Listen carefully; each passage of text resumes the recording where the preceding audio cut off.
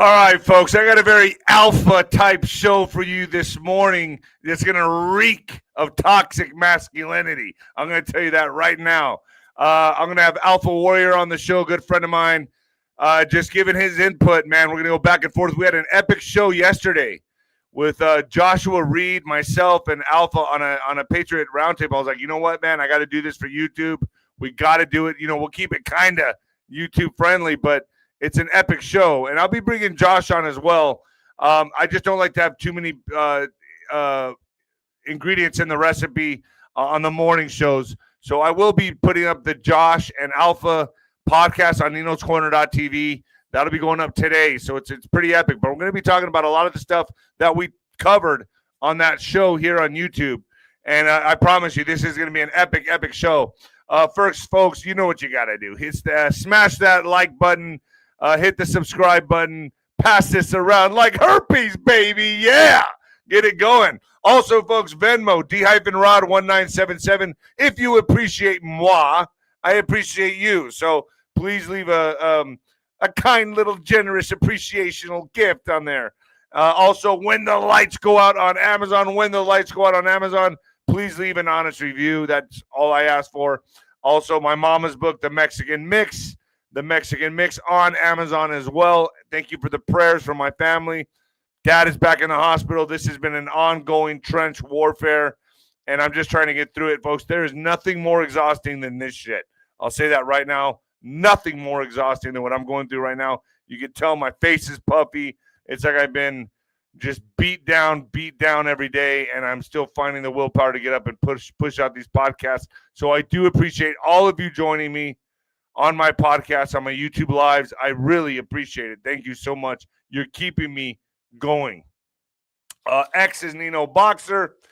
Patriot, patriotwear.com right there. Bing. Get yourself a hat, a shirt, some socks. I don't have chanclas. I may have some chanclas soon, though.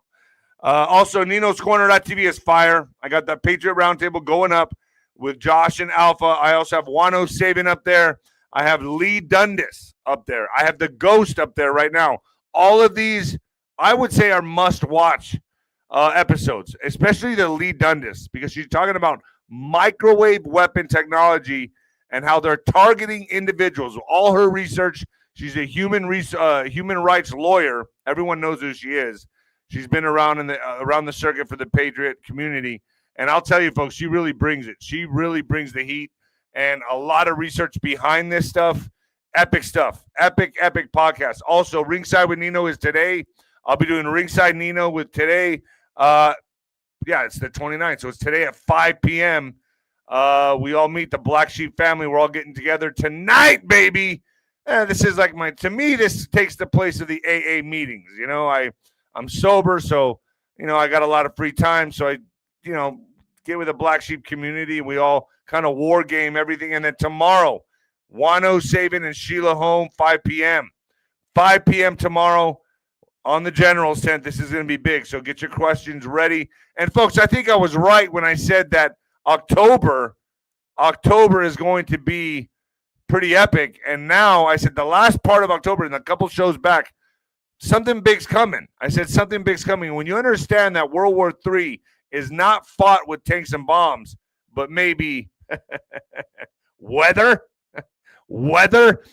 Think about this. A hurricane can do a lot more damage over a lot of a wider area through its trajectory than a nuclear bomb can. All right. Now, Alpha's going to bring up something very important about this hurricane, something that we all kind of observed on the show yesterday. And then he's going to bring up a Chuck Schumer post in which he kind of decoded, and he's going to bring that to your attention as well. So this is going to be a very interesting show. Pay close attention, because this is how I think they're fighting wars now, with this type of technology. Now, I got to be very careful on the fluff tube, but I'm just saying, this is going to be a very interesting episode. I promise you that. Pay close attention. And without further ado, folks, you might want to turn it down or turn it up. I give you that option. I give it to you right before I'm about to do it, just so you can, whatever you're feeling that day, you either want to turn it up or turn it down. Here I go. Coming at you live! Yeah, baby. Let's go. I got Alpha on today. Folks, 40 million people on Snap. Are you serious? That's where we're at in this country. 40 million people on food stamps. I didn't know it was that many. I would have guessed 15 million, 20 max. I would have never thought 40 million. I would have never guessed that. So that's 40 million people in the United States that are not going to be getting their food. Yeah, I think something's going to happen. I think a lot of things are going to happen. I think crime is going to spike. I don't know. Call it common sense. So 𝗂𝗃𝗏, add this with what 𝗂𝗃𝗏 has said. Big things are popping off by the end of the year. So probably some major arrests by the end of the year. He's been saying that. Now some indictments have come out, but when he says that, I think he's being ominous, but to the point, and it's factual. Now the deep state knows game is on, and they must play their moves.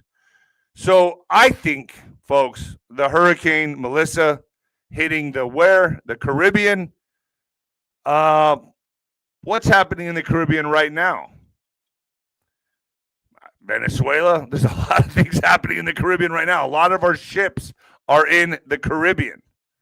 Now, when you follow this thing's trajectory, you see that it made a 90-degree about phase turn and just switched over, and now it's going into Jamaica. It's going to hit Guantanamo Bay, by the way. I think it's probably landing right now. But could it provide cover for Maduro to escape or buy some time to stall the Venezuelan strikes? What about Chuck Schumer putting on X 5 days ago that he's putting the blame for the government shutdown and the coming destruction of the hurricane on Trump and Rubio? Like this guy knew it was coming. He expected it to make landfall in the States until it made that 90-degree about phase. And he was already pointing fingers and already putting blame on Trump and Rubio. See, USAID, we needed USAID, blah, blah, blah, blah, blah, blah, blah. Went into the whole spill, and then all of a sudden this thing does an about phase. Are we using some kind of technology to direct this hurricane's path, intercept it? These are just questions I'm bringing up, and Alpha's going to elaborate on this when I bring him on. As it was intensifying, it made a hard right 90-degree turn. And then it set its sights on Jamaica, man. Yeah. Now it's going to Kingston, man. Although we all know they want a smart city in Kingston, don't they? Smart Jamaica. I did a small video on that on my Facebook. So my question is, did it get intercepted? Are these weather war games that they're playing that we are witnessing? It seems to me like, yeah, that would be World War III technology. Along with the disinformation, PSYOPs, and MSN, which leads me to another big play that they're getting ready to play. Another card that they're getting ready to play. Aliens. Yeah. Third Eye Atlas, baby. Third Eye Atlas now has switched up its trajectory and kind of hit the brakes and is doing something that's an anomaly. And a lot of people are coming out, a lot of scientists are coming out and saying, this looks very foreign, very alien to us. Never in human history have we ever seen anything like it. So are they playing the alien card now? Now it's going to be up to you if you believe this thing is real or not. I think men's faith are going to be shaken by this thing. Look, it could be a big nothing burger. It could be there and then leave. Who knows? But Third Eye Atlas, I think it's going to be bringing massive awareness. And it already is. You saw Avi Loeb go on Joe Rogan and talk about this thing, pushing the whole propaganda that this thing is real. It's out there. And I don't know, folks. I don't know if it's real or not. I have no proof. But I've been talking about the alien card for a very long time. So we are ready for this. At least my audience is ready for what they're getting ready to play. Which would be the alien card? I don't know. Right on time, if you ask me. Alpha Warrior, where are you at, bro? Right here, brother. How do you like my spill? I just hope everybody turn the volume up, man. Don't take the easy way out. Don't take the easy way out. He's gonna get crazy. Oh no! Thanks for joining me, Alpha Man. It's great to have you on. Let's talk about this hurricane. So we did a show with you yesterday, me, Joshua Reed, and you, and we were talking about the trajectory of this thing. It would look like it was going to make landfall in the Gulf, hit parts of Texas, go up into Louisiana, whatever. And then Chuck Schumer was already getting ahead of the ball, saying, 5 days ago, he's putting all the blame on Trump, the destruction because of the government shutdown. He wanted to make sure that this thing, that the blame went on Trump and Rubio, right? And then you brought this up on your show, and you showed his trajectory making an about phased 90-degree angle to the right. What do you think, man? It's definitely funny business, and we'll navigate this hurricane, or this conversation the way they navigated this hurricane is what we'll do. One of the questions that I had for Josh, and I actually presented to a few other people after the show just to see how many people agreed, and they were, especially some more people tied in with weather. And I said, listen, the Gulf of America water is going to be a lot more warmer than going to the northeast portion of the United States, into the Atlantic. And they're like, yes. I'm like, so why would the hurricane track that way? Like, it's always path of least resistance, right? Right. And it makes no sense unless something intercepted it. And so that's what they said. Well, that means, the wind currents had to have picked up. But if you go and you look at the weather data leading into that inconsistency wasn't there until the last second. So what it looks like is when you look at that path was making a beeline towards the Gulf of America at a time when we're in a government shutdown. So that little line there is where it was going, right at the bottom, and then all of a sudden, where the number 5 is at, right there, that's when it just goes hard right turn. It does. So you can see it's straight, and if the graph extended out, you would see it even goes for miles on it, even beyond that. And then all of a sudden, things it gets drunk. Right? Yeah. Look at the little scribble right there. It's like, oh, wait a minute. It's like you can tell it's starting to go right, but no, they're trying to make it go towards the Gulf. It's trying to go right. It's trying to go towards the Gulf. So you can tell that something happened in that area of operation right there, and ultimately it lost, and it started heading northeast. Towards the Caribbean islands, to go towards Guantanamo. So are these numbers there 55422? That's the strength of it as it goes through these islands, right? So it's a 5-5 right when it hits Kingston. It's a 4 as it goes into Cuba. It's going to be a 2. Yeah. So today it's a 2. Today it's a 2 right now. Yeah, right now. So this morning it's supposed to be a 2. I haven't seen the update, but I think they've been pretty accurate with this. So I think it should be at a 2 right now. So then, in other words, it's right over Guantanamo Bay right now. Right over Gitmo, bro. And the storm is here. And here's the conversation we had yesterday. If it maintained its path and it goes into the Gulf of America with warmer waters, it's going to pick up even more power. Right. And it's going to happen at a time where government shutdown. So FEMA's, not going to have the resources and expediency that it does. And then when you get into Schumer's posts, first thing he brings up is USAID. And why? First thing. Because he knows Trump's administration, Marco Rubio, they go after these things and they shut it down. So we were going to look at a catastrophic event on our Gulf of America coast, and they were getting ready to put that blame on Trump. God, it's crazy, right? So are you in the same camp as I am with this has to be some kind of warfare we're fighting here? This to me would be World War III type technology. It absolutely is some type of weather system. There's no doubt about it. If you go back to the big hurricane that we had, the one that was coming into Florida I think it was last year, the year before. Time's blending right now, man. I'm just as exhausted as you. But that was a huge one. Right. But right before it hit, it lost a lot of power. And if you were listening to the weather people, now with the exception of one, but and it's funny because that one's like actual conspiracy. He buys off on conspiracy things. Everybody else was like, this is going to be I think it was category 4 or 5 when it hits the coast. Like that's what they were all prepared for. That's what all the data said. But then it hits, and it was a bad one, but it didn't hit at the category that they said it was. Now, when people started to go and research this, they said that a lot of military planes were in that area right before it hit. And aside from the ones that do the general monitoring of it, and a lot of people are under the speculation that there was something from those planes. There's different arguments on whatever that something was. People can go research it, that adjusted the power of the hurricane coming in then. So we averted a disaster then off a hurricane at the last second. We avert a disaster here at the last second. This year, I don't think there's been any hurricanes that have hit.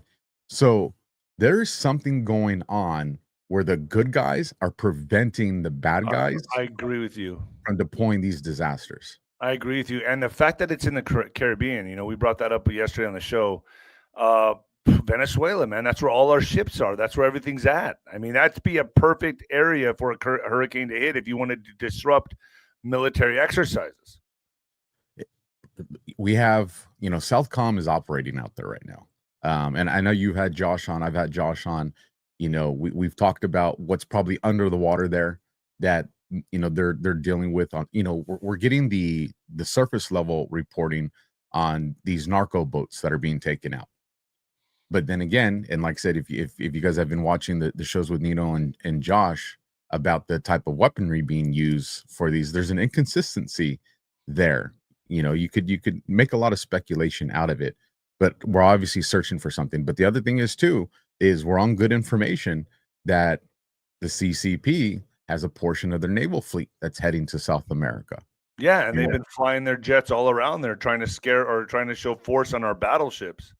So you put one of the most powerful hurricanes exactly where all our Navy ships are operating. You're going to cause some damage, and why would you be trying to cause some damage? Give the bad guys an upper hand. Prevent them from being able to do an intercept. Allow the CCP fleet to position itself where it wants. And then obviously people that don't know about this type of warfare will just say, well, it's God. I mean, it's a natural disaster. Blame God. You know what I mean? And I think it gives Maduro perfect cover to either delay the strikes or it gives, the perfect cover for Maduro to go in hiding, escape, do whatever he has to do. It would obviously, I don't know for a fact, but I'm sure it would mess up any kind of radar or tracking on Maduro or satellite. I don't know. I'm just thinking like this would provide some kind of cover for him to get the hell out of there or do whatever he has to do. You love to run special operations that are outside of the air, under the cover of, a storm or something like that, because it's the ability for them to do counter reconnaissance on you is more difficult. So yeah, you do exploit that. But I'm glad you brought up Maduro. It wouldn't surprise me that, given this, we know that, we have decades and decades of our DOJ, working with some of the highest ranks, whether it be cartels or mafia families, in order to track things. Now, granted, they've never done it in our favor, but those formulas to those operations are still in play. And you can't discount, because let me rewind it so people understand this and it makes sense. When you look at the president of Colombia, I think 𝗬𝗏 𝗏𝗀, or I think is his last name. Yeah. But anyways, the president of Colombia. Someone put it in the comments, please. Yeah, thank you. Go ahead. When you look at him, and I didn't know this until it got brought to my attention, so I said, what? Let me go look this up. He has extradited more cartel leaders and gang people that America's looking for to America than any Colombian president afterwards. If you go and research, especially in the last, 12 months, or so, why would he be doing that? Right. When this is how they make that revenue that's out there. So when you start to look at that lens, you start to think, well, are these guys at the toppest echelon actually collaborating? These presidents, are they collaborating with President Trump and his team? Well, listen to this for a second. And I was going to bring this up on Border News, but a war has erupted between authorities and drug cartels in Brazil right now. Like, it's an all-out war. And dozens have been killed in the country's largest armed confrontation in decades. They've never seen anything like this. And if you look at the live shots of Brazil, I don't know if Alex can find something on this. If you can, Alex, I know this is kind of late in the game to tell you. But in Rio de Janeiro, around 2,500 police officers and special forces stormed areas near the international airport, very strongholds of the Red Command, one of Brazil's most powerful cartels, shooting, people being killed everywhere. Now, I witnessed this in Ciudad Juarez, right? So I think that's what's popping off in Rio de Janeiro right now. So what's going on? Obviously, this is the Trump effect. This is happening all over South America. Well, look how all this comes together. 64 people dead, Alpha, and 81 under arrest already. Well, let's show how this all fits together in a perfect puzzle. And that's why we got to zoom out sometimes, because if we just look at one headline, we're like, oh, but if you zoom out, you start to say, oh, I see how this is all coming together. The Colombian president is extraditing cartel people. Maduro is all of a sudden saying, hey, no mas. No mas way. No mas way. I'm passing out, which is not going to vote well with the people that are under him that are very that are bad. They're gonna be like, nah, that we ain't working like that, Patron. Like we need to go all out, to the death, right? That's how they're gonna see it. And to go back to the point you initiated this conversation with, do we see Maduro escape, or do we see him captured or something like that? Why? Because you got to bring him into the safety to debrief him within the U.S. But here's this. Let's rewind. I think this was about a week or two ago. What was all of conservative and MAGA America pissed off at Trump for? Why are you doing these beef contracts with what country in South America? Argentina, the second largest one, only second to Brazil. Now, if you look at the positioning of Argentina, where it's at, well, if you knew that there was going to be, ground conflicts, whether you want to call them special operations or whether you want to call it a war, because Trump looks like he's trying to avoid using the word war, you could go and say, hey, Argentina, look, we're going to do this big beef contract with you, but we're also going to be using your airports. We're also going to be, you start developing this relationship with them. And guess what? Now you have Colombia and Venezuela, you have them flanked from the north, and now you have them on the ground from the south of them. And then obviously we make the contract with the beef, give them all our business, and then we put up our military ports there, our military bases in Argentina. So that way we have a stronghold. And we intercept China as well, because China has a stronghold all over South America. They're in our backyard. So South America, not just China, but China, Iran, Russia. Now we have a bases in South America. Brilliant. It's brilliant. And we're giving them business. And before all this kicked off, what was the first thing Trump did with regards to South America and Central America? Took control of the Panama Canal. 100%. And 𝗫𝗀, who I'm going to be having on tomorrow on General's Tent, folks, she did a lot of research leading up to that. And I think she played a very big part in that with 𝗬𝗏 with the Panama Canal. She was talking about this for a year and doing heavy research on the Panama Canal. And then Trump started bringing it up in his speech engagements. So, I think 𝗫𝗀, I feel she played a very intricate part in the research of the Panama Canal. I think she does a lot of things undercover. But let's pivot for a second, Alpha, and talk about civil unrest here in America. Okay, we already know what's happening in Portland. We already see what's happening in Chicago. We got the troops there. Trump has now threatened to put way more troops in way more cities. And now here we come. The government. We know that this government shutdown is part of the strategy for Trump. We understand that he's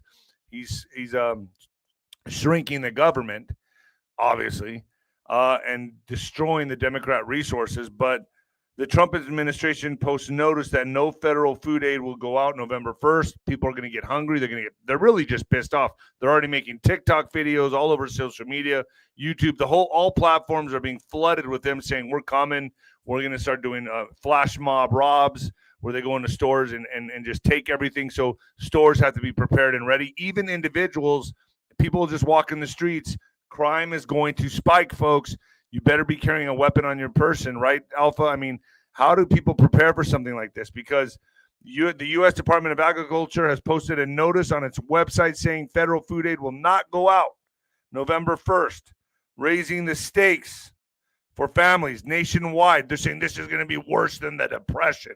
That's what people are saying. 40 million people, man. 40 million people on food stamps. Now, I'm imagining this is not just going to be in the inner cities, but everywhere, right, Alpha? It definitely is everywhere, especially in California, because, we have a large amount of people that utilize social services. So first I want to say this is what is Trump the master of? He's the master of bringing things into the headlines and creating discord and conversation, right? He's done it every time. And then we see this. We see that the left gets inflamed. The people that have infiltrated the right get inflamed to sow division, because what's the ultimate goal? We got to subvert the support for President Trump, because that's the only way you can topple him. Blame. Because what they've realized is that if they go directly at Trump, his support grows. So what they have to do is they have to chip away at his administration, and they have to go and get people to not support the moves he's going to make. And so if we go back, and this was only about a week or two ago, you remember the conversation surrounding WIC? Yes. Everybody was like, what? The mothers and the babies, right? They got to get these formulas. They got to get, the food that helps them. Everybody panicked. And then what did Trump say at the last second? He goes, oh, we found, I think it was 130 or 300 billion. It was a crazy amount of money that's from tariff revenue. Right. So do you think that he might make that same play when we get close to November 1st? He is absolutely. Well, we are very close already. We're 2 days away. He's absolutely going to deploy that all. It's probably already in motion, because what he's doing, and this is my speculation, is he's going to show people, look at these programs, and I'll explain why he did want discord with the food stamp programs and SNAP, because that's important. And this was something I didn't know either, but I'll come back to it. But what he's going to show people is, look at these social services programs can actually be maintained through the revenue of tariffs. And that's going to get people to start saying, well, okay, why are we going to go back to paying this through taxes? Right. In other words, forget the taxpayers paying for your food stamps. Now it's going to be the external revenue service. This is how he's shifting away from the IRS. And then people are going to be like, well, what else can we play with tariffs? And then when people start to research, they're going to be like, wait, we were already doing this in America decades ago? Why'd we stop? And then that opens the conversation for other things that are probably not YouTube worthy, but this is exactly what I wanted to talk about right here. Yeah, so 𝗀𝗏𝐶𝗠𝗏𝗏 TV, folks, we went into this heavily on there, and it's great stuff. Food stamps by ethnicity, Afghan, really? Does that say Afghan at the top there? My eyesight. It does. It's Afghan, Somali, Iraqi, Dominican, Caribbean. Wow. Puerto Rican, Cuban. You're looking at I think it's something like 47%, almost half of the money that's being spent on this program is going to people that are immigrants, refugees, illegals. 100%. 100%. 1 in 8 Americans. This program helps about 1 in 8 Americans. And this shutdown, which began October 1st, is now the second longest on record, folks. So if what you're saying, if what you're saying is true, he's going to have to make an announcement today or tomorrow about this, this emergency funding for it. I saw Alex Jones coming out talking about people need to, I guess he was saying you need to donate. I only watched like a few seconds of his clip, but, truckers need to start donating. I mean, food banks are going to get raided. I mean, this is going to be, this could be a disaster if it's not handled. I don't think Trump wants that mud on his face. So what you're saying makes a lot of sense to me. There's two ways to look at how, because I've been trying to game theory how he's going to approach this, because we are reaching the threshold for November 1st here in just a few days.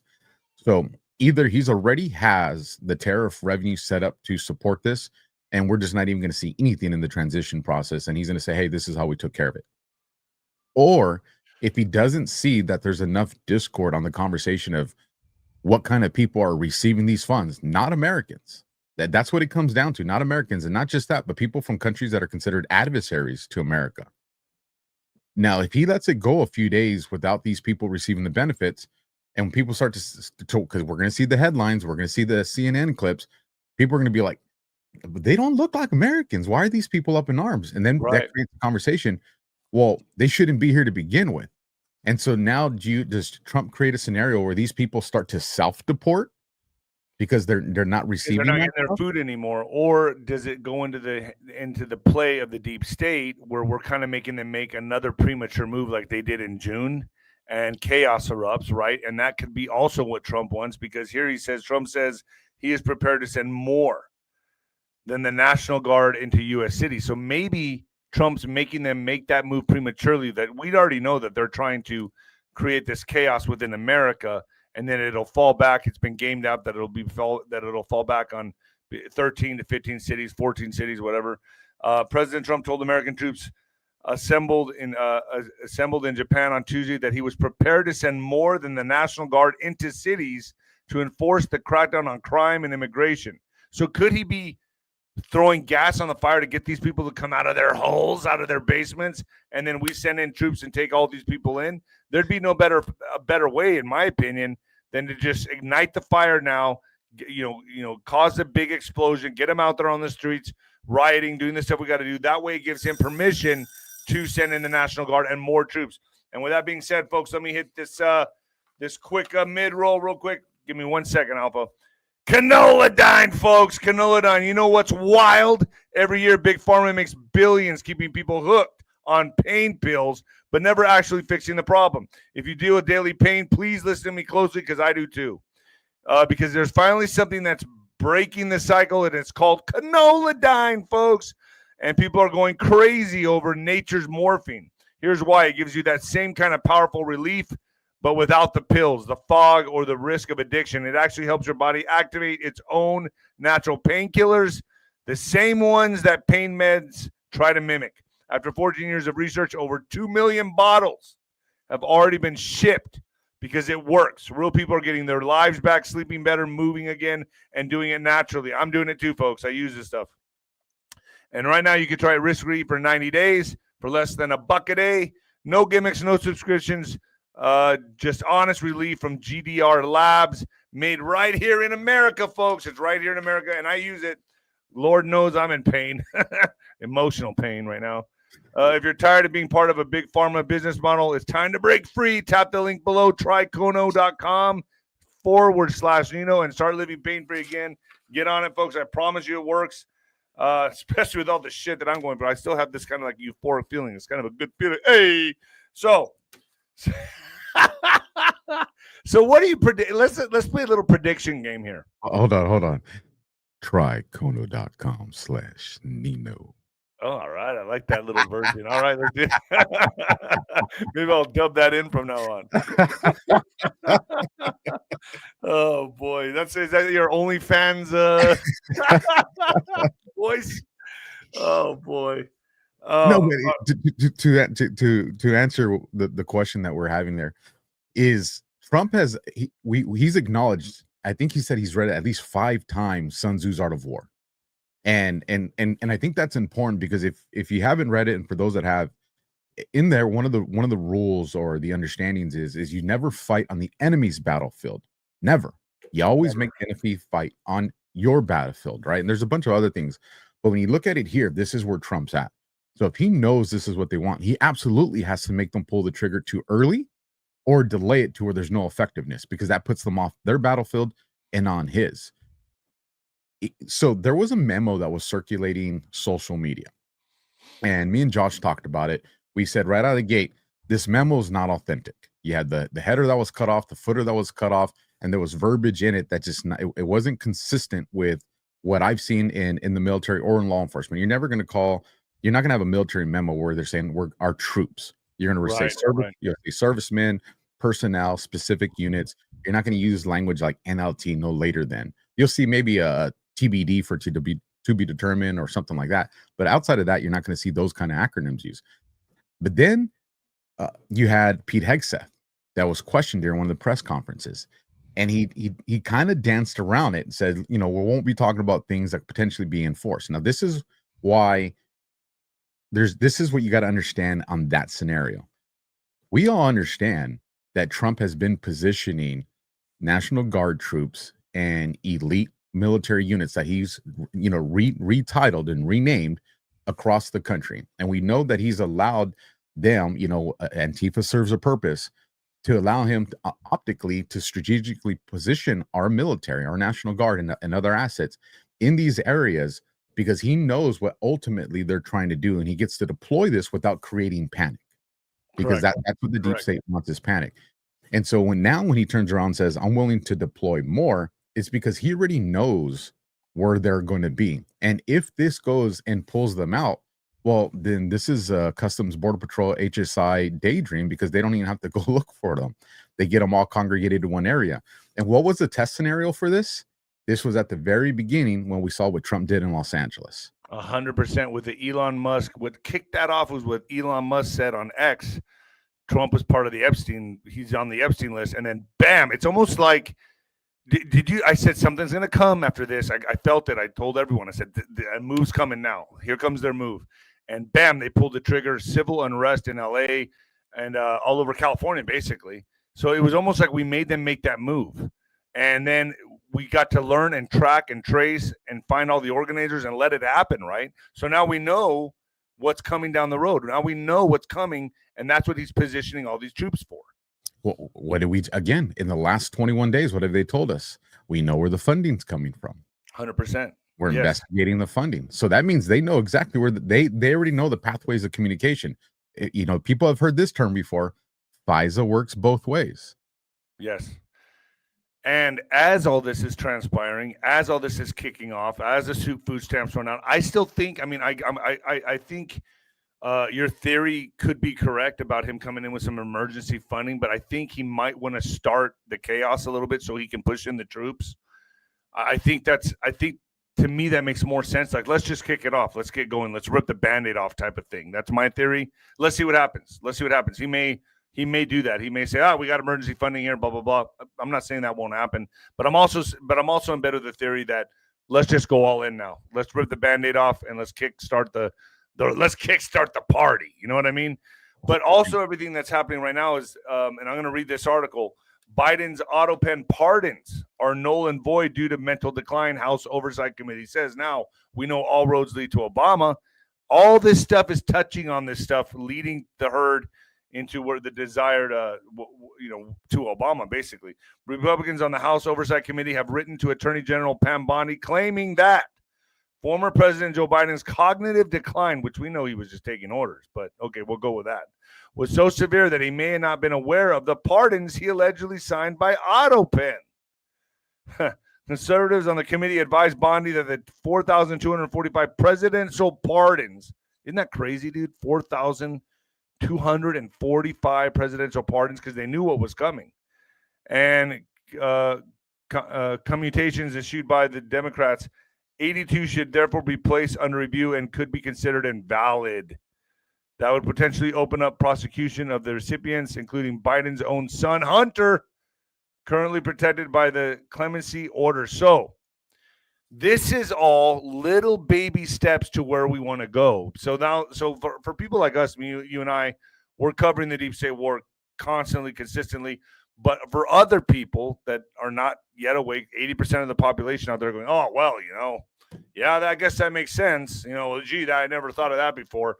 That crowd, it's coming, right? It's starting to manifest. It's starting to show now, hey, maybe what Biden was doing wasn't completely legal, which leads to its baby steps. You can't just jump in and take it all right now. It's got to be little incremental steps. Do you agree? It absolutely does. Slow drip, drip, drip, drip. Right. But it's sad that we're still in this phase of this.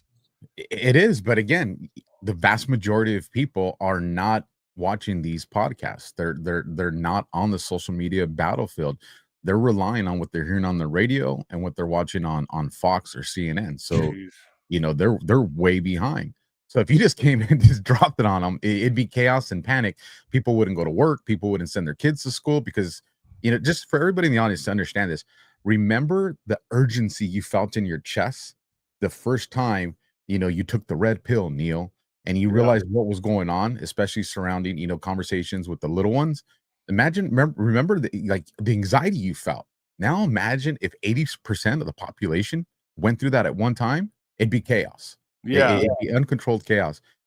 To the point of the pardons, though, Ed Martin, he's Trump's weaponization Caesar. He's assistant to the deputy attorney general.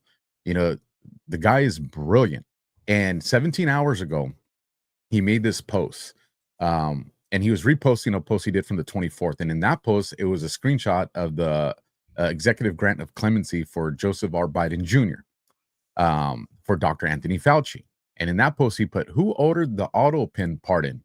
Dr. Fauci? ?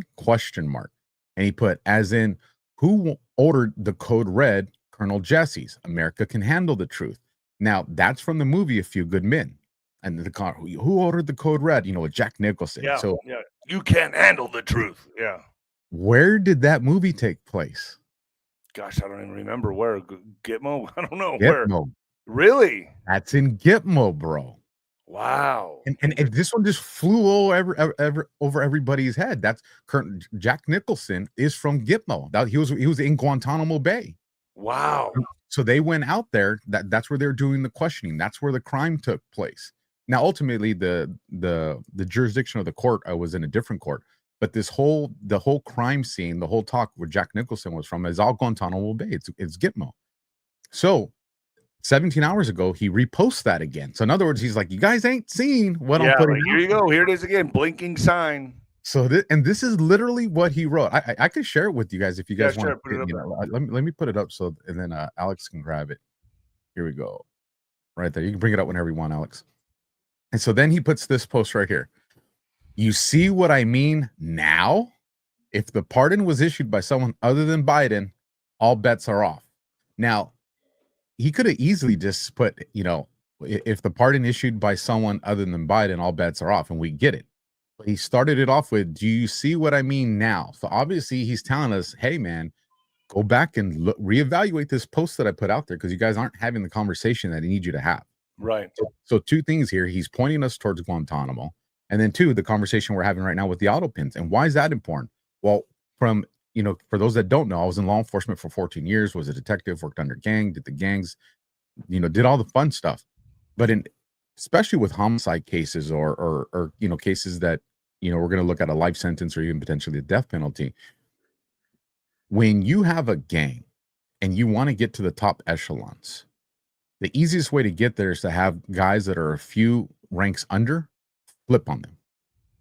And these people, 𝗬𝗏𝗏 and these other people, they thought we got pardons. We're in the clear. We're in the clear now. We have clemency.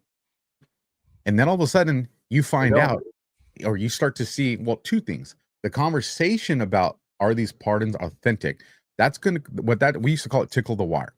When we're monitoring, the wire, and that means whether it be a phone, text messages, social media, it means we're monitoring communications. Well, when you're doing that and you tickle the wire, that means you put something out into the media. And we would do this with a lot of gang cases. We'd say, hey, witnesses come forward. And we would just make up a lead and throw it into the headlines because then the gang starts to talk about it. Well, this is the same thing on a much higher, much more sophisticated level. You start having the conversations. Are these pardons valid? They're not valid? What do you think फ़auci and these people start doing? Calling their attorneys, calling their handlers, calling the other people. It sparks the controversy and conversation, basically, and then they all start panicking. Because and I guarantee you, this is what I heard at my, at the street level. This is what I heard. And there's the only difference between the street level and the high level is the money that these people have in their bank accounts. This is what you would hear. Hey, if they come after me, I'm diming you off. Exactly. I'm rolling on you. So you better make sure I'm protected. What do you think 𝗬𝗏𝗏𝗏's doing? Same thing. Wow. If they're coming after me, I'm telling them all about you. So you better make sure I'm covered. And all of these calls are being recorded. And it's all 𝗫𝗍 works both ways. So let's talk about something else. Pivot again for a second because there's a lot of articles here I want to cover. Netanyahu orders immediate powerful strikes in Gaza after the Rafah attack. Hamas to delay return of bodies. So peace in the Middle East. Keep wishing, folks. Following security consultations, Prime Minister Benjamin Netanyahu has ordered the DF to carry out immediate powerful strikes in where? The Gaza Strip. Like, that hasn't been bombed enough, dude. It's like, what is he bombing now? Just rubble? I mean, geez. So the directive comes after an incident in Rafah earlier today in which, this was the other day actually, in which terrorists opened fire on IDF forces. At least one soldier was seriously wounded in the attack and evacuated for medical treatment. The escalation follows mounting tensions over the handling of hostages. Hostages remains. So these dead hostages, basically, the hostages remains.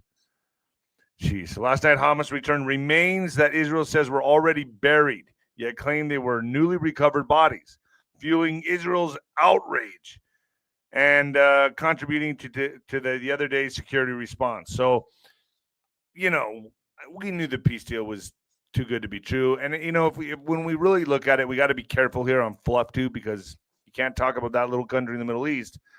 You know, people think that like you can get away with shit on YouTube. You can't, bro. Like it's still the way it is. But I will say that the land is very valuable. And who did we see? Who does it look like is going to get all the contracts? To me, Kushner, man. I don't trust Kushner, Jared Kushner. I know he's 1 degree separation from Trump, but for me, this has been in the works for look at this guy. Golly, dude. Okay, so check this out.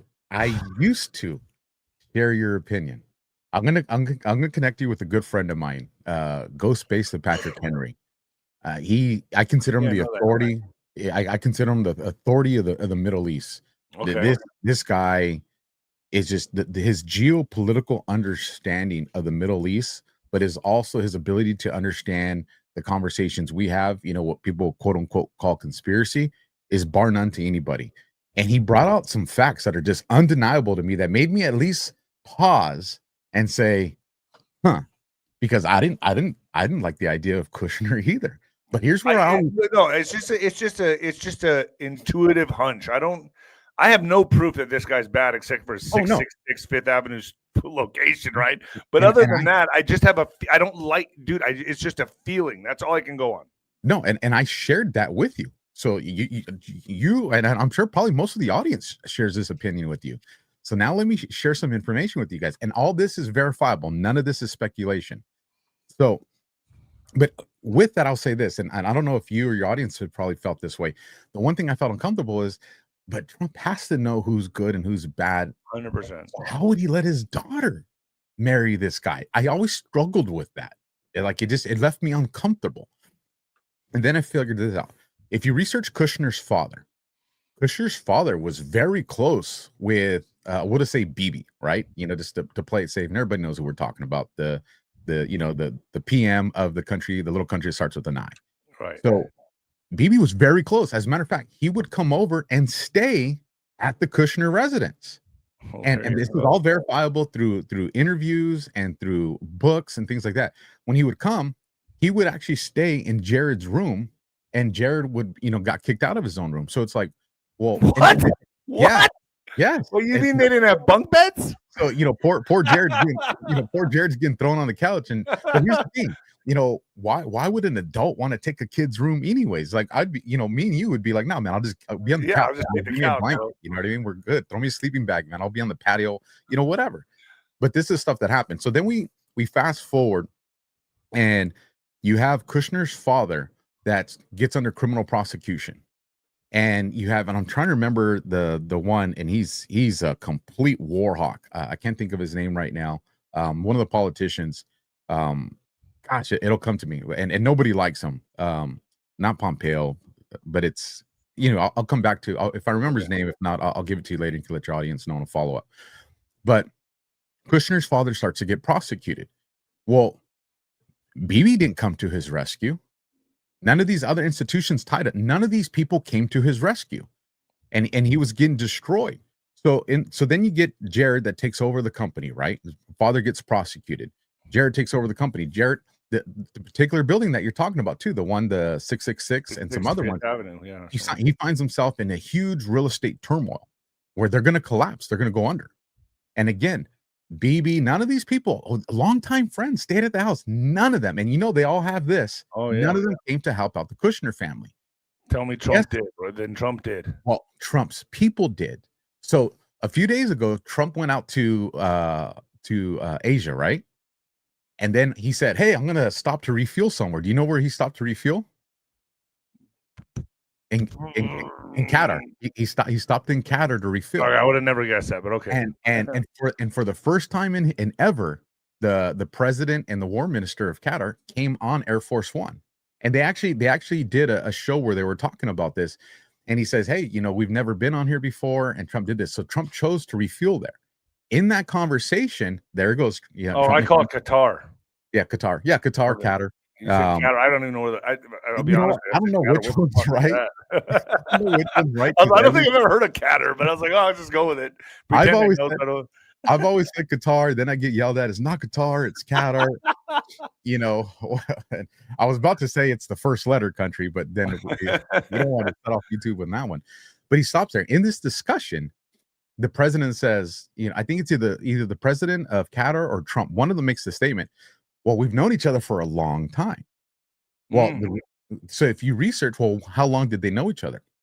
When the Kushner business was under this issue, Trump reached out to who is now the president of Qatar.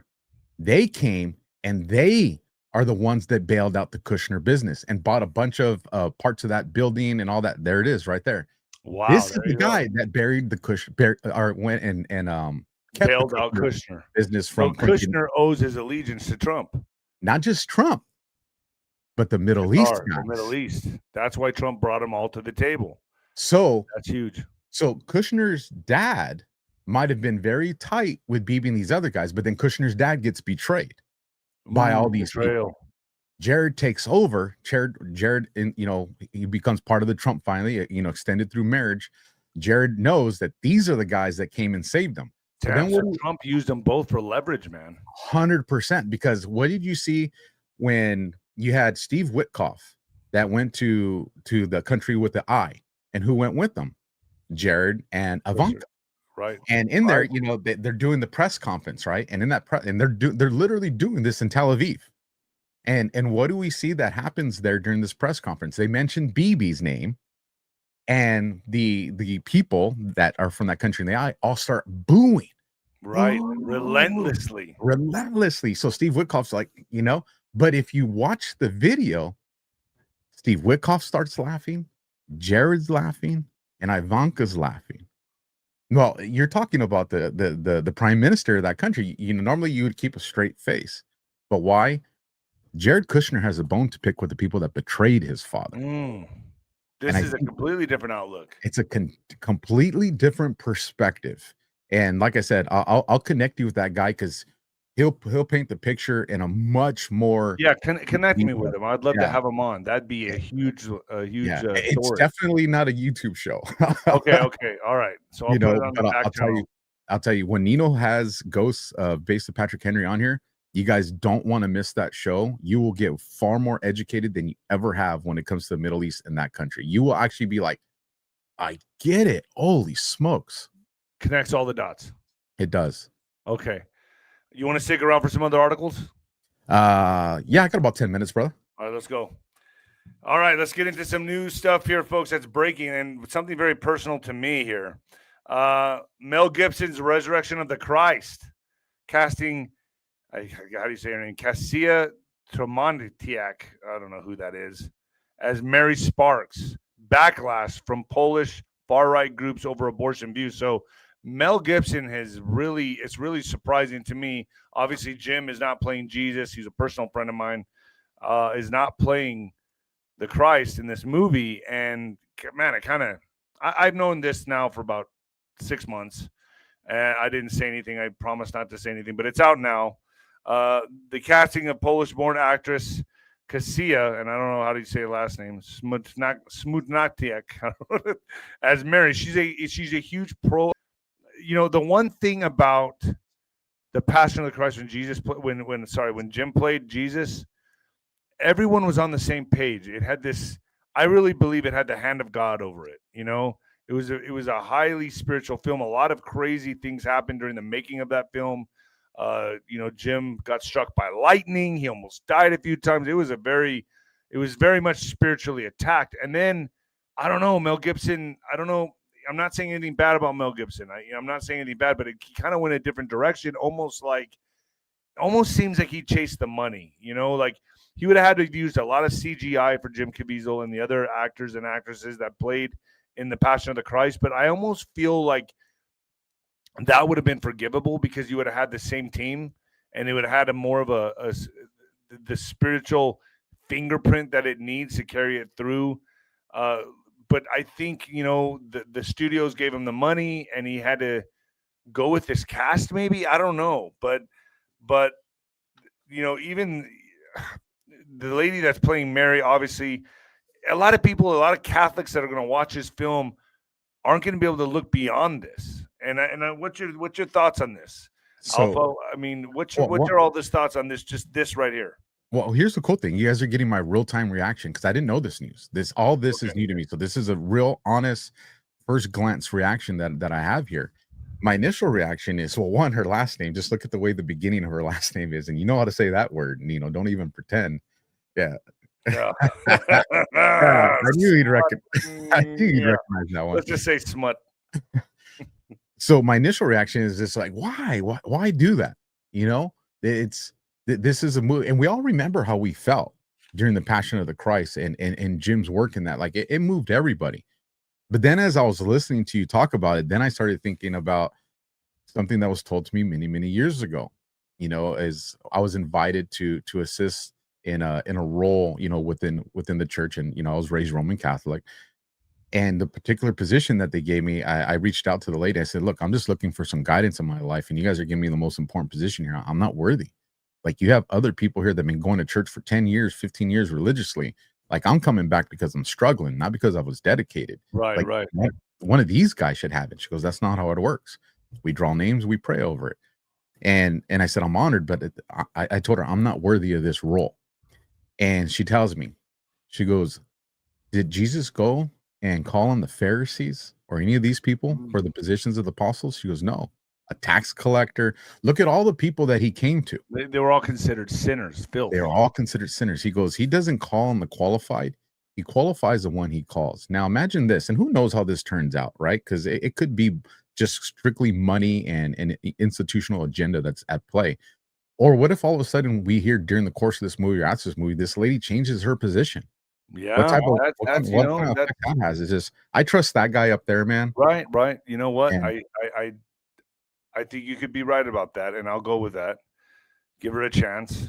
I just feel, maybe I'm biased because I know Jim, you know, and I feel kind of like, I feel for the guy that he didn't get the role. He thought he was going to get it for like 20 years plus. After, I mean, when did that movie come out? It came out in Alex, when did that movie come out? When did Passion of the Christ come out? Can you pull it up, and maybe someone could put it in the comments? But it's been a long time, right? So I've known Jim for over 20 years, and dude, I would have banked that he would have gotten the role again. You know, the resurrection of the Christ, and he was definitely looking for 2004. Is that what it says? Damn, dude. Wow. Okay, so I met him around 2007. So yeah, I would have thought he would have got the role. But then again, I also said, I was like, Jim, man, you got to get in the gym, bro. You know, get a little round stomach there, buddy. You know, and like, you know, I guess, you know, people do age or time out, and it took a very long time for Mel to make the second part of this, the resurrection. But with CGI, I still think Jim would have been the best bet, because I think people really wanted to see Jim come back in the resurrection. But then again, I've heard it would have cost a lot of money. that must not have felt too good to Jim. It's going to cost a lot of money to make you look like you're 33 again, bro. But hey, it is what it is. But I just thought I'd bring that up. And with that being said, folks, I'm going to get to some what the fuck news right now. In what the fuck news, let's see what Alpha has to say about this one. OpenAI says 1 million ChatGPT users talk about self-deleting. Okay, so I can't say that word on YouTube. Data from ChatGPT maker OpenAI suggests that more than 1 million people using the generative AI chatbot have a known interest in self-deleting. It's crazy. In a blog post published on Monday, the AI company estimated that approximately 15% of users, about 15% of users have, or 0.15% of users have conversations that include explicit indications of potential planning for self-deletion. With OpenAI reporting that 800 million people use ChatGPT every week, this translates to about 1.2 million people. That's crazy. So that's sad, man. I mean, when I look at something like this, I think to myself, that's just where society is. And I think a lot of it is big pharma. I think all the pills people are on, you know, this stuff, the stuff that's in the air, the chemicals in the food, people are just not happy anymore. The human interaction is not what it used to be. Dude, just being a 90s kid and growing up in the 80s, 90s, we were so much more socially interactive. And it was just like you knew your neighbors. You were outside riding your bike. People don't have that anymore. Yeah, you got picked on, you got bullied, you got beat up, but you learned to fight back. It was a different time. And now this post cell phone, post internet, now post AI that's coming in, bro, I really feel for this younger generation and how they don't have that point of reference that we had, but they don't have it anymore. Like it's these selfies, which I call lonelies, like that comedian said. Bro, it's all about social media. Clubs are closing down, lounges are closing down because no social interaction anymore. I've been told that I have friends that own clubs are like, dude, people come in now, get a table with bottle service, and they're all on their phones. Nobody's talking to each other. Nobody's interacting with anybody. They're just all on their phones. And I think that's what's contributing to this. And then let's not mention fast food and poor diet, no exercise. Dude, you go to the gym, people are recording themselves on the machines at the gym. What's your outlook on this, Alva? One, that's a scary number, bro.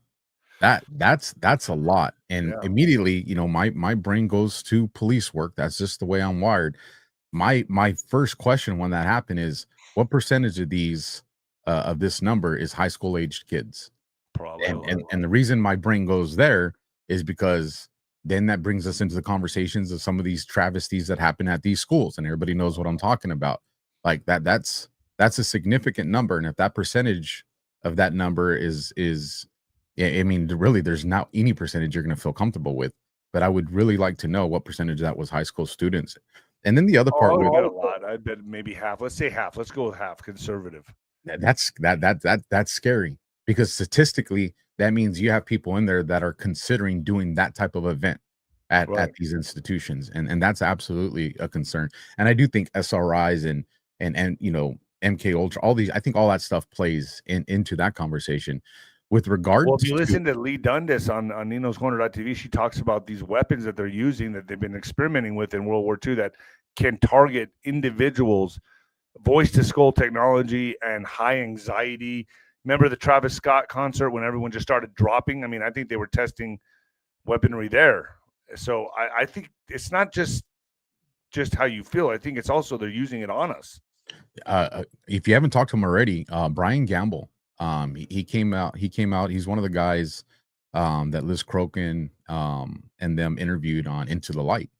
And I did an interview with him. He had a specific experience with V2K or the voice to skull, where he was talking about they used it on him, and then they pulled him to the side and said, "Do you want to see how this works?" And he goes through the thing of it's a camera and you put someone into this silhouette, and he goes, "This was years ago." So you can imagine the advancements in technology then. And you speak into it, and it within a crowd of people, it'll specifically only go to that person. It was very, very interesting. He's a military vet too. Interesting story that guy has. But with the people going to that's what we grew up with, going to the clubs, hanging out. You get the bottle service, and you're there with the ladies, and it just, you were having fun. Nobody had their phone out. As a matter of fact, if you went and checked your pager at the time, first thing they're gonna do is hit you. You got somewhere better to be, or what? Exactly. One of the girls would tell you, what, we're not entertaining for you, or what? Like, you get called out on that. It was being in the moment. But through technology, this term, a lot of us have heard it, FOMO, fear of missing out. And I think the difference, and I don't know if I'm right, this is just my opinion. Back when we grew up, building our own bikes, going outside, getting some sunlight, right? You were the hero of your own story. Yeah. So there was no fear of missing out. It was, everybody's going to fear missing out with me, and your cousins felt that way. And so when you got us all together, that's why it was so much fun. If you understand the fear of missing out now, your fear of missing out just means you're afraid of missing something, be excluded from something that's somebody else's story. So it's the self-respect, the self-importance. I don't think it is what it was before, and it's just, the younger generations have been manipulated, and it's a drug. It's just like smoking. They're getting that dopamine hit for every time they get a like on one of their posts, or then when they post a picture, and everyone thinks, and now it's this like celebrity culture where everyone thinks they're famous. And it's everyone thinks, dude, I have 1,000 followers, I'm famous. No, you're not. I don't care if you have 100,000, 500, you're still not famous. This is this influencer culture now is the problem, in my opinion. I poured my heart into an article I wrote on this particular topic, man, because I'm a father of girls and one boy. It's on my Substack if anybody wants to go and read it. But in this, what I talk about is when I started to research this, because it's an addiction, you know, and anybody that's ever struggled with any kind of addiction, you know how hard that is. Do you know when they were developing social media, do you know who they brought in to assist them with that? The same people that designed casinos. Oh, yeah. That's Makes who they sense. brought in. These are the people they brought in for the Facebook response. and because they knew people are addicted to these different things. So they brought those same engineers into social media to create it in a way where it would be addicting. And so it's the same, and casinos are running dry. So this is more addicting than casinos. Yeah, right there. If it's the one that said the cognitive war for your battlefield. Yep, that's it. It should be in that one. It's a long one. It's a lengthy read. Wild, bro. That would make a lot of sense. And look how Vegas is suffering right now. They're saying, well, it's inflation, it's this and that. I'm like, no, everyone's on their phone and they're getting the same dopamine response as they did at the casinos, and they do at the clubs. That, you know, they say, well, it's inflation. The kids don't want to pay for money, or kids just aren't drinking alcohol anymore. I say bullshit. I think they're getting the same dopamine response from their phones that they were getting at the casinos, that they're getting at the clubs. Dude, and then they're also socially awkward. People they rather slide into your DMs than talk to somebody in person, right? Yeah. I'll land with this, Nino, and then I gotta go take the little one to school. Go ahead. Is to prove this, and for those that are probably thinking, well, I'm not addicted to social media, I would, you know, think about it. Man. Is one of the things that they engineered, and you see this on all social media apps now. It's called the endless timeline. How many times do you grab your phone and you just scroll and you scroll and you scroll and you scroll and you scroll? It'll never stop scrolling. And it was designed, that engineering was specifically designed to accelerate and expand FOMO.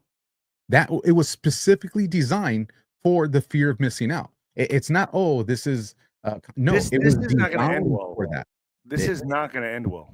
This is bad. I don't care what anyone says. This is not this was all socially engineered think tanks that got us into this, and here we are. They know our addictive personalities. They know the human nature. They know our tribal instincts. They know all this same thing, the same way they use the NFL, football, NBA, bread and circus, the phone now, the Black Mirror, dude. You know, that's going to be the B. That's the B system right there in your palm, dude. I mean, if you really think about it, they say your forehead and your hand. And when you look at a phone, what is it? You're looking, it's like, you know, how would they describe it in the Bible? It would be like this, right? I mean, I don't know. I just think about all these things, but I think we're in it, man. And this is not healthy, not the direction we're going. And you and I have that point of reference of pre-internet, pre-social media, pre-cell phones. Dude, I mean, we were born in the 1900s. I mean, it's crazy, right? Payphones, bro. Payphones. Payphones. You see a payphone now, it's like looking at a dinosaur bone. It's like, wow, it's prehistoric. What is that? Anyway, Alpha, thank you for joining me. Here's my last thought, Nino. Right. Is we're in a digital war, irregular warfare, psychological warfare. So we don't just get to abandon this digital battlefield. I get that. So this is what I'll say to you folks. Make sure that social media is your tool and you're not a tool of social media. And with that, it's been an absolute blast to be on here with you, brother. You got it, Alpha. And we'll do another roundtable soon, folks. Alpha, where do people find you? You can search me out on Rumble, The Alpha Warrior Show, or I'm back on YouTube. You can go there at The Alpha Warrior Show. We'll see how long that lasts. Just watch your P's and Q's. Will be good. All good, bro. Thank you so much for joining me. Alex, you there? Hey, Nino. All right, man. That was a pretty good show today. Yeah, man. That was a really good show. Alpha's just a great. This is my first time getting exposed to, hearing from him, and his analysis is really good. And yeah, I love having him on, man. We have great roundtables with Jaco, Patriot Street Fighter, Alpha, Josh. It's always a fun time, man, and it's good to do it every so often. Get different perspectives from the battlefield, Yeah, for sure, man. We have we got like 17 super chats. Let's roll. Okay. 𝗷𝗵𝗶𝗹, thank you so much, super sticker. The Griddle Guy, love the show. It's always entertaining, praise and healing going out to Nino and the family. Thank you so much. God bless you back. Thank you. What does that say? Killer Rail. Cool-a-ray. Okay. I feel your pain with your parents. I went through it with my grandparents who raised me. It's definitely me. Okay. God, I can't see right now. It's definitely mentally exhausting. Many prayers for you. 301 days sober for me. Awesome. Congratulations. Thanks for all you do. Love you, big. Thank you. I love you back. Thank you.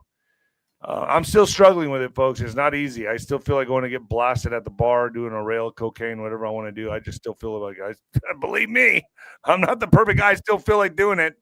Lucia Robertson, thank you so much. It's a battle every day. Michelle Christian, super sticker, thank you. Kelly Panatsky, thank you so much, super sticker. Thank you so much. Scott Helfram, Nino and Alpha, 2 podcasters that just don't sleep. Yeah, you can tell I'm not sleeping right now. My eyes are puffy. Tears have been flowing, man. Kelly Panetsky, thank you so much. Ilana, thank you, Ilana. Thank you so much. Craig Stevens, carrier group headed for England to from England to Venezuela. Really nice. Really? Okay, here we go, baby. Yeah, here we go. Dan, what does that say? Niter? 𝗬𝗍𝗓. Is that an M or an N, dude? It's an M. It's an M. Panic in DC, flood in Gitmo, Haiti, Jamaica. We're not wrong. You got it. You're 100% right. Marcin Sharmega. Kramega? I don't know, dude. Yeah. FCC super sticker. Thank you. Marcin, thank you. Cougar player and mom. Is that what it says? Cougar player 8 mom. Yeah. 8 mom. Okay. Thanks Thank you so much. Thank you. Rawhide. Thanks, champ. Thank you, Rawhide. Appreciate you. Thank you for the contribution. Dan G. Nider. Sputnik comes to mind. Yeah, he's right. Me too. Same one. $2 for the typo. Thank you. Alana, $2. Thank you so much. Thanks, Alana. Beverly Adams, Nino, we still need to discuss the hard swing right. See you tonight on ringside. I'll see you there. Yeah, we'll talk about that tonight. I guess that's it. That's it. All right, folks, we're out of here. I got 𝗬𝗂𝗶𝗹 coming on. That's going to be on @Nino'sCorner.tv, which I might put on Rumble later, but depending on what we're talking about. So 𝗬𝗂𝗶𝗹 is coming on. Peace out, folks. And the new heavyweight champion of podcasting and the black sheep of broadcasting.